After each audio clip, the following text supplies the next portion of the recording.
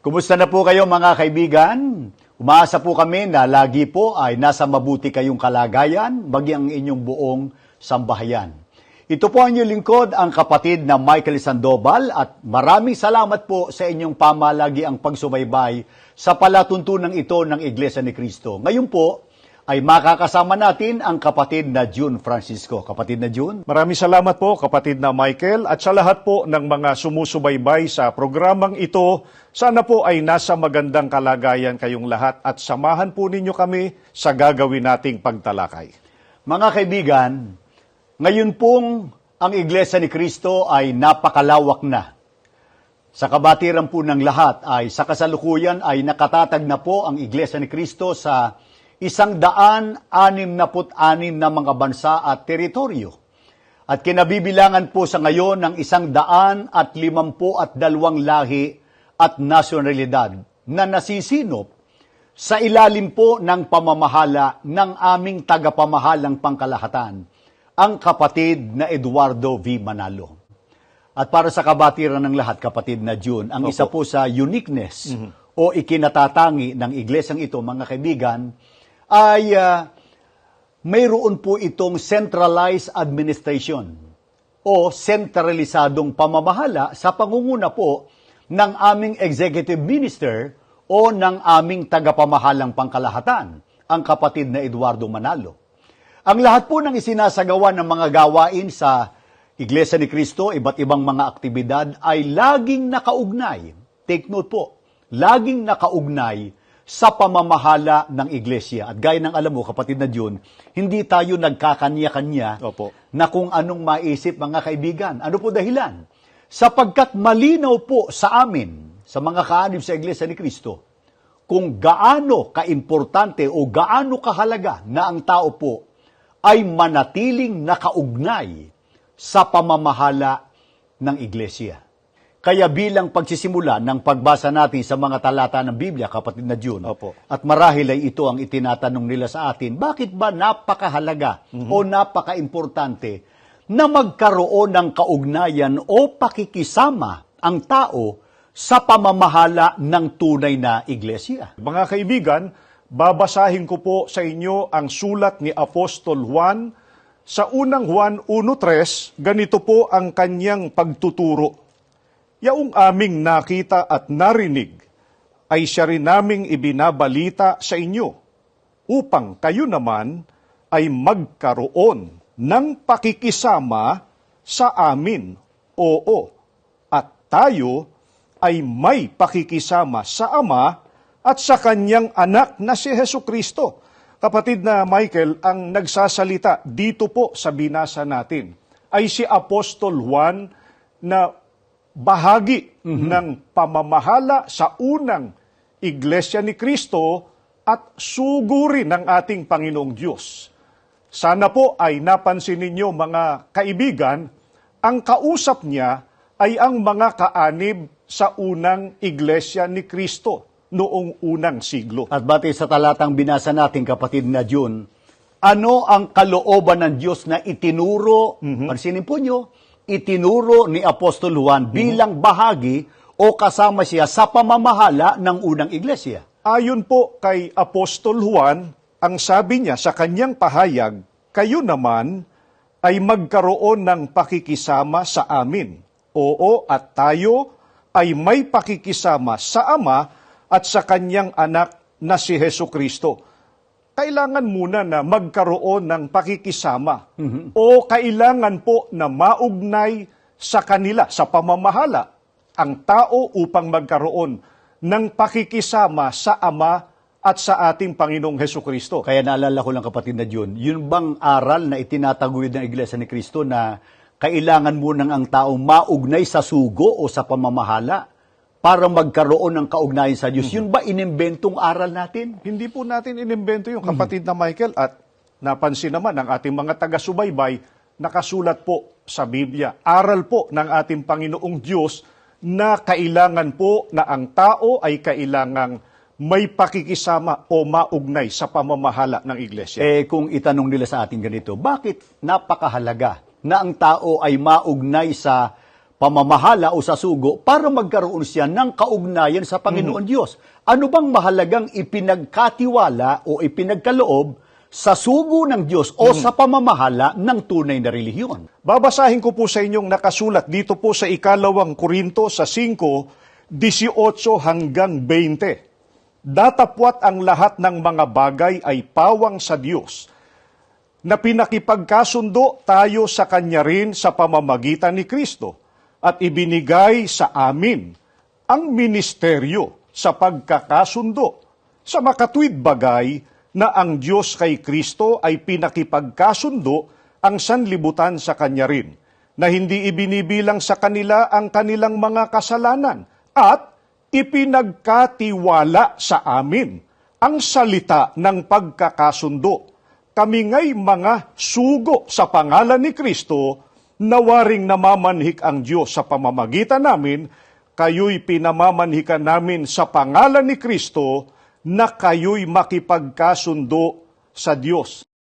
Kapatid na Michael, ipinapapansin natin sa ating mga televiewers ang dalawang mahalagang binabanggit po ni Apostol Pablo na ipinagkatiwala sa sugo o sa pamamahala ng tunay na iglesia. Ang sabi po ni Apostol Pablo, mga kaibigan, pansinin po ninyo, ibinigay sa amin sa sugo o sa pamamahala. Hindi sa lahat, Opo. kapatid na John? Opo. Ibinigay sa amin ang ministeryo sa pagkakasundo. Ang ministeryo po tumutukoy sa pangangasiwa o sa pamamahala. At sana napansin din nila, ano yung ikalawang mahalagang bagay na ipinagkatiwala sa sugo o sa pamamahala ng tunay na iglesia? Ang ikalawang bagay po na binabanggit, mga kaibigan, ang sabi ni Apostol Pablo, at ipinagkatiwala sa amin ang salita ng pagkakasundo. Mga kaibigan, kung alin po ang tinutukoy na salita, hindi po salita ng tao. Salita ng ating Panginoong Diyos, yan din po ang salita ng pagkakasundo na binabanggit po ni Apostol Pablo. Ito po, mga kaibigan, dito po nakasulat ang Ebanghelyo o ang mga aral ng ating Panginoong Diyos. Ang sabi, salita ng pagkakasundo. Kapatid na Opo. Diyos, sino bang dapat magkasundo?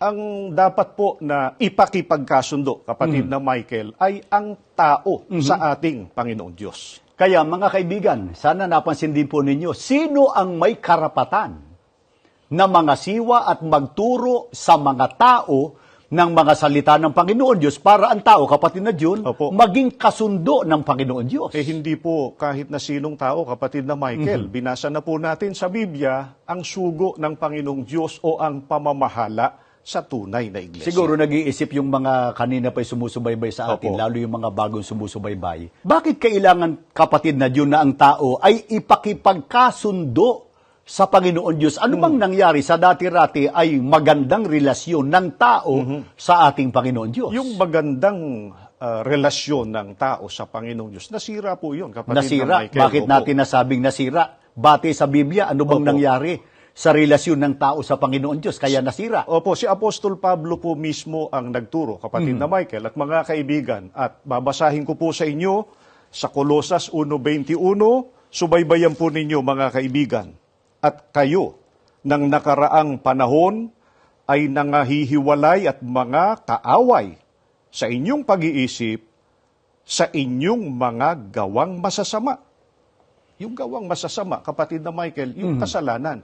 Yung pong mga gawang masasama, ito po ang dahilan, mga kaibigan, kaya ang tao ay kailangang ipakipagkasundo sa pamamagitan po ng sugo o ng pamamahala sa Iglesia ni Cristo, maipakipagkasundo ang tao sa ating Panginoong Diyos. Mula po nang ang tao ay magkasala, nahiwalay na po sa ating Panginoong Diyos. Nahiwalay lang ba, kapatid na John? Hindi lang po nahiwalay, kundi itinuring pa ng ating Panginoong Diyos na kanyang mga kaaway. Kaya hindi magandang kalagayan. Ano ba ang masamang kalagayan pagka ang tao ay itinuturing ng Diyos na kaaway dahil nga sa kasalanan? May pasya po ang ating Panginoong Diyos sa mga naging kaaway.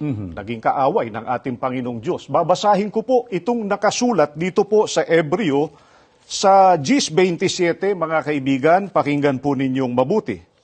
Kundi, isang kakilakilabot na paghihintay sa paghukom at isang kabangisan ng apoy na lalamon sa mga kaaway.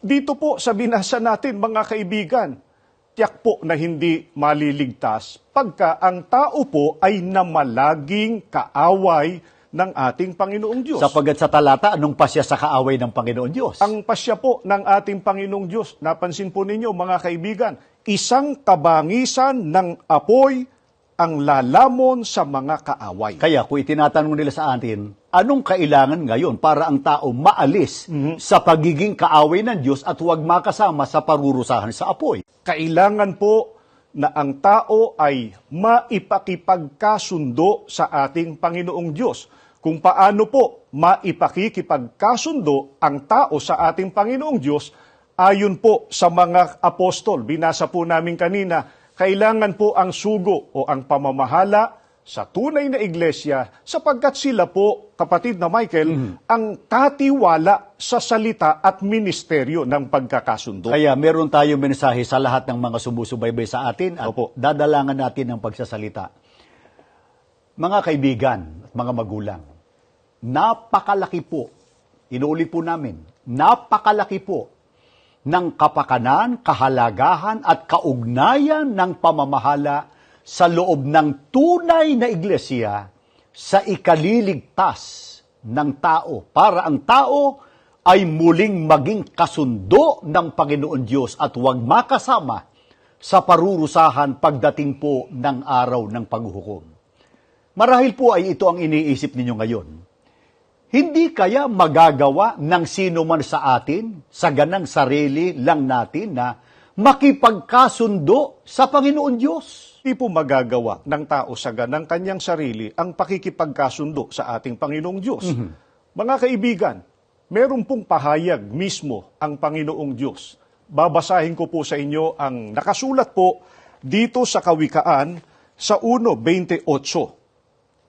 Kung magkagayoy, tatawag sila sa akin, ngunit hindi ako sasagot.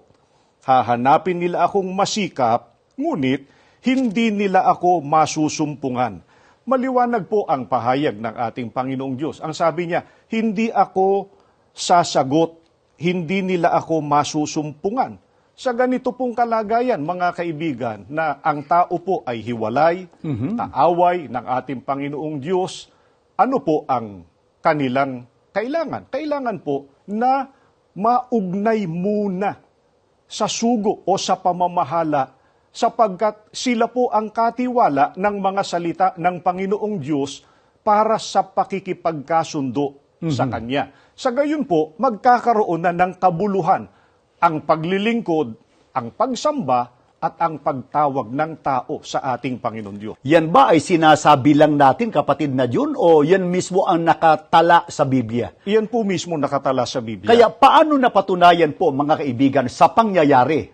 Pansinin po niyo, sa pangyayari, na hindi po nagkaroon ng kabuluhan ang mga paglilingkod na hindi nakaugnay doon sa pinagkatiwalaan na magturo ng salita ng Panginoon Diyos. Ito po mga kaibigan at babasahin ko po sa inyo ang nakasulat po sa Gawa sa 10:1 hanggang 2. At may isang lalaki nga sa Cesarea na nagngangalang Cornelio, senturyon ng pulutong na tinatawag na pulutong Italiano. Isang taong masipag sa kabanalan at matatakutin sa Diyos. Siya at ang buong sangbahayan at naglimos ng marami sa mga tao at laging nananalangin sa Diyos. Laging nananalangin sa Diyos. Si Cornelio, kapatid na Michael, sa binasa po namin ito, mga kaibigan, ang talatang ito ay tumutukoy kay Cornelio, isang senturyon o isang leader, nangunguna sa 100 mga kawal ng pulutong na Italiano.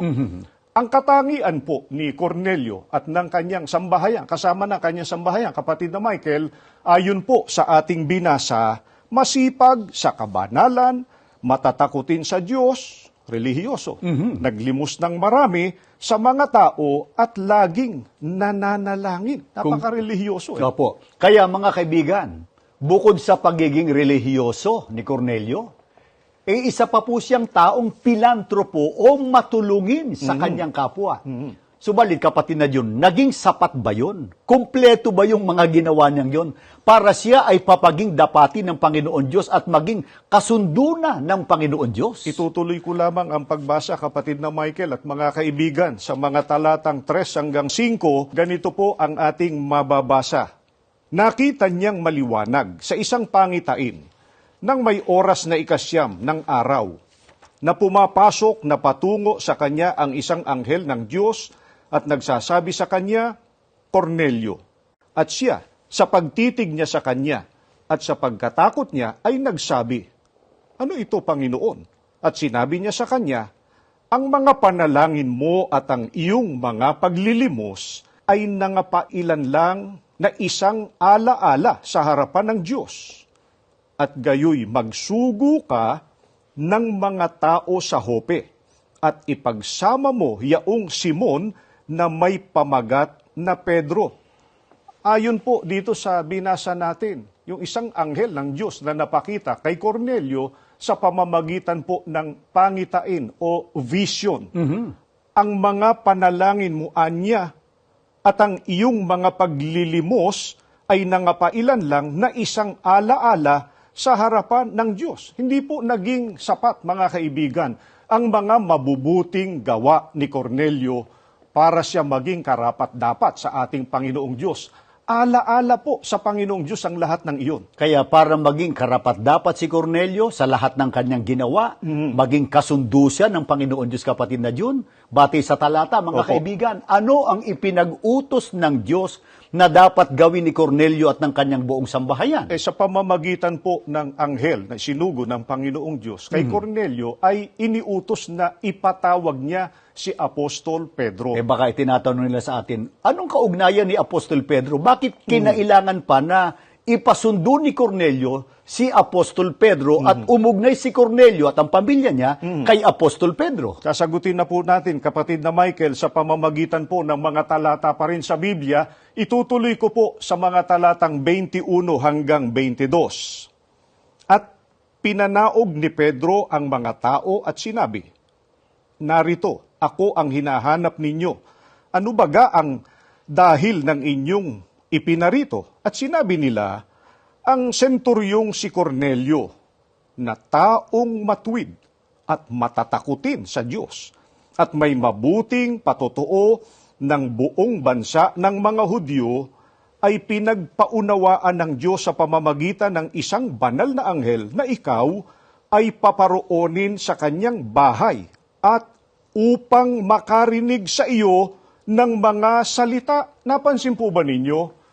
Ang layunin po kaya kinailangan ni Cornelio na umugnay kay Apostol Pedro, ang sabi po ng mga taong inutusan ni Cornelio kay Apostol Pedro upang sa iyo'y makarinig ng mga salita. At batay din sa marami nating pag-aaral, kapatid na June, alin ang tinutukoy na salita na dapat marinig ni Cornelio na ang magtuturo nun ay si Apostol Pedro? Iyon po ang mga salita ng ating Panginoong Diyos na siya ring salita ng pagkakasundo, na ang mayroon lamang pong karapatang mga siwa para magturo nito sa tao ay ang kasama sa pamamahala sa iglesia, katulad po ni Apostol Pedro. Kaya sa bahagi ito ng ating pag-aaral, kapatid na June at mga kaibigan, ano lamang ang ano lamang ang pinatutunayan sa atin ng mga talatang ito ng Biblia? Napakahalaga po, kapatid na Michael, napakahalaga po ng pamamahala, mga kaibigan, sa tunay na iglesia. Sa kanila po ipinagkatiwala ang salita ng ating Panginoong Diyos at ang ministeryo ng pagkakasundo upang ang pagtawag ng tao sa Panginoong Diyos, ang paglilingkod, ang pagsamba ng tao sa Panginoong Diyos ay tanggapin ng ating Panginoong Diyos. Hindi po magagawa ng tao sa ganang sarili lamang niya na makipagkasundo sa ating Panginoong Diyos nang hindi muna daraan, hindi muna uugnay o yung hindi muna makikisama sa sugo o sa pamamahala na mula sa ating Panginoon Diyos. Kaya ano ang lalong nagpapatunay nitong mga ipinahahayag nating ito, kapatid na June? Mga kaibigan, alam po ba ninyo kung anong nangyari nang marinig na ni Cornelio at ng kanyang buong pamilya ang mga salita ng Diyos na itinuro ni Apostol Pedro? Mababasa po natin, kapatid na Michael at mga kaibigan, itutuloy lamang po natin sa Gawa, Gs 33 at 44. Pagdaka nga'y nagsugo ako sa iyo, at mabuti ang ginawa mo't naparito ka. Ngayon nga'y kaming lahat ay nangaririto sa paningin ng Diyos upang dinggin ang lahat ng mga bagay na sa iyo'y ipinag-utos ng Panginoon. Samantalang nagsasalita pa si Pedro ng mga salitang ito, ay bumaba ang Espiritu Santo sa lahat ng nangakikinig ng salita. Mga kaibigan, nang tanggapin po ni Cornelio at ng kanyang sambahayan ang mga salita ng Panginoong Diyos na ipinangaral ni Apostol Pedro, ang sabi po ay bumaba ang Espiritu Santo sa lahat ng nangakikinig ng salita. Ano lang ang katumbas no na bumaba sa kanila ang Espiritu Santo? Pinapaging dapat na po ng ating Panginoong Diyos po, tinanggap na ng ating Panginoong Diyos ang kanilang mga paglilingkod. Bakit natin natitiyak yung, kapatid na June? Kasi baka itinatanong nila sa atin, ano bang kahulugan kapag ka ang tao ay tinanggap o tinatanggap na niya yung kaloob ng Espiritu Santo, bunga ng pangangaral, ng sugo o ng pamamahala sa loob ng tunay na iglesia? Meron pong ipinahayag si Apostol Pablo na bahagi rin ng pamamahala sa unang iglesia ni Kristo sa Efeso 1:13 hanggang 14. Kayo may naging bayan ng Diyos nang kayo'y manalig sa Kanya matapos ninyong marinig ang salita ng katotohanan, ang mabuting balita na nagdudulot ng kaligtasan. Kaya't ipinagkaloob sa inyo ang Espiritu Santong ipinangako ng Diyos bilang tatak ng pagkahirang sa inyo. Ang Espiritu ang katibayan ng mga pangako ng Diyos sa ating mga hinirang hanggang kamtan natin ang lubos na kaligtasan. Purihin natin ang kanyang kadakilaan. Kapatid na Michael at mga kaibigan, ang Espiritu Santo po, batay po sa binasa natin, ang tatak ng pagkahirang at ang tumanggap po nito ay kabilang na sa bayan ng ating Panginoong Diyos at may kasamang pangako, kapatid na Michael, yun po ang pangakong kaligtasan. Yun ang tinanggap ni Cornelio at ng kanyang mga kasama pagkatapos po na sila'y makarinig o makapakinig ng mga salita ng Diyos sa pangangaral po ng pamamahala mula kay Apostol Pedro. Kaya hindi po makaiiwas ang tao na umugnay sa katiwala ng salita at ministeryo ng pagkakasundo na sila po ang sugo ng ating Panginoong Diyos o ang pamamahala ng iglesia.